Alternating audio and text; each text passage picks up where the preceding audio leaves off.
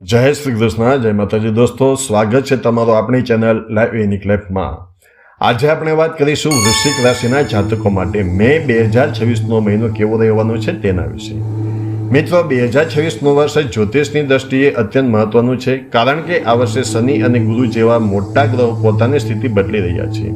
વૃશ્ચિક રાશિના જાતકો માટે મે મહિનાની શરૂઆત જ એક ધમાકેદાર ઘટનાથી થાય છે।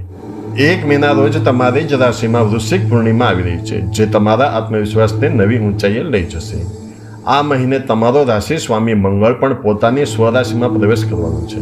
તો શું આ મહિનો તમને ધનવાન બનાવશે? શું તમારા સંબંધોમાં સુધારો આવશે? વિદ્યાર્થીઓ અને સ્ત્રીઓ માટે શું છે ખાસ? આ બધું જ આપણે આ વિડીયોમાં વિગતવાર જાણીશું, તો વિડીયોને અંત સુધી જરૂર જોજો। નમસ્કાર મિત્રો, ચાલો સૌથી પહેલા સમજીએ ગ્રહોની સ્થિતિ। મે મહિનામાં શનિદેવ તમારી રાશિથી 5મા ભાવમાં એટલે કે મીન રાશિમાં બિરાજમાન છે, જે તમને શિસ્ત શીખવશે। રાહુ 4થા ભાવમાં અને કેતુ 10મા ભાવમાં હોવાથી પારિવારિક જીવન અને કાર્યક્ષેત્ર વચ્ચે સંતુલન રાખવું તમારા માટે પડકારજનક હોઈ શકે છે। સૌથી મોટી ઘટના તારીખ 11 મેના રોજ ઘટશે, જ્યારે મંગળ મેષ રાશિમાં પ્રવેશ કરશે। આ સિવાય 15મી મેના રોજ સૂર્ય અને બુધ પણ વૃષભ રાશિમાં આવશે। આ ગ્રહોની ચાલ તમારા જીવનના દરેક પાસા પર ગંભીર અસર કરશે। હવે વાત કરીએ તમારી કારકિર્દીની, તો કે મે મહિનાના પ્રથમ 15 દિવસ સૂર્ય તમારા 6થા ભાવમાં હોવાથી કાર્યસ્થળ પર તમારી વ્યસ્તતા અને પ્રભાવ બંને વધશે। જો તમે મેનેજમેન્ટ, સંશોધન, પોલીસ અથવા ટેકનોલોજીના ક્ષેત્રમાં છો તો 11મી મે પછી મંગળની શક્તિ તમને અદ્ભુત સફળતા અપાવશે। પરંતુ યાદ રાખજો, 16મી મે પછી જ્યારે સૂર્ય અને બુધ 7મા ભાવમાં આવશે ત્યારે વ્યાવસાયિક ભાગીદારીમાં નવા દ્વાર ખુલશે। જો તમે નવો બિઝનેસ શરૂ કરવા માંગો છો તો 16મી મેની અમાસ પછીનો સમય શ્રેષ્ઠ છે। આ મહિને ઓફિસ પોલિટિક્સથી દૂર રહેવું અને માત્ર તમારા કામ પર જ ધ્યાન આપવું એ જ સફળતાની ચાવી છે। નાણાકીય દ્રષ્ટિએ જોઈએ તો 8મા ભાવમાં ગુરુની હાજરી આકસ્મિક ધનલાભના સંકેતો આપે છે। કદાચ વીમાના પૈસા, વારસો અથવા જૂના રોકાણમાંથી તમને મોટો ફાયદો થઈ શકે છે। 17મી મે પછી બુધની સ્થિતિ સુધરતા જૂના દેવામાંથી મુક્તિ મળવાની શક્યતા છે।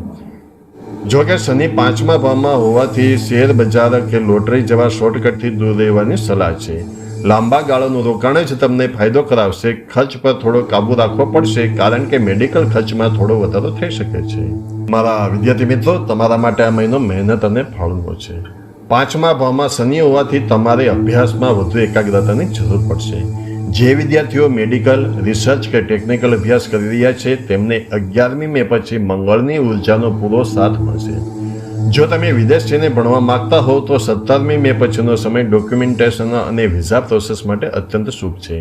આળસનો ત્યાગ કરજો, કારણ કે 29 મે પછી બુધ તમારી બુદ્ધિને તેજ બનાવશે, જે પરીક્ષામાં ઉત્તમ પ્રદર્શન માટે સહાયક રહેશે। વૃશ્ચિક રાશિની સ્ત્રીઓ માટે મે મહિનો ભાવનાત્મક રીતે મજબૂત બનવાનો સમય છે। 1 મેની પૂર્ણિમા તમને તમારી છુપાયેલી શક્તિઓનો અહેસાસ કરાવશે। કાર્યરત મહિલાઓની કાર્યસ્થળ પર નવી જવાબદારી અને માન સન્માન મળી શકે છે। ગૃહસ્થ જીવનની વાત કરીએ તો 4થા ભાવમાં રાહુ હોવાથી પરિવારમાં નાની મોટી ગેરસમજ થઈ શકે છે। ખાસ કરીને વાણી પર સંયમ રાખવો જરૂરી છે।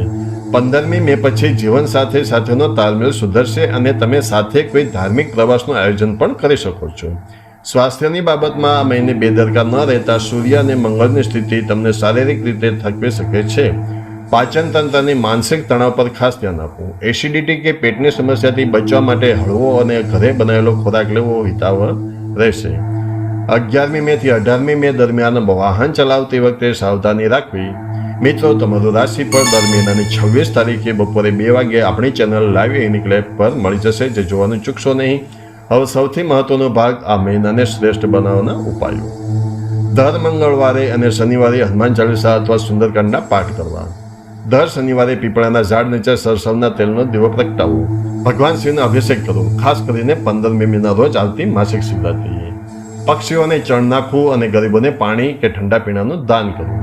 આ ઉપાયો કરવાથી તમારી આસપાસની નકારાત્મક ઉર્જા દૂર થશે અને તમને માનસિક શાંતિ મળશે।